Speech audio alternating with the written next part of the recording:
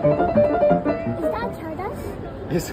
Can I play with you? I have my violin with me. Ah, you want to play violin? Yeah, okay.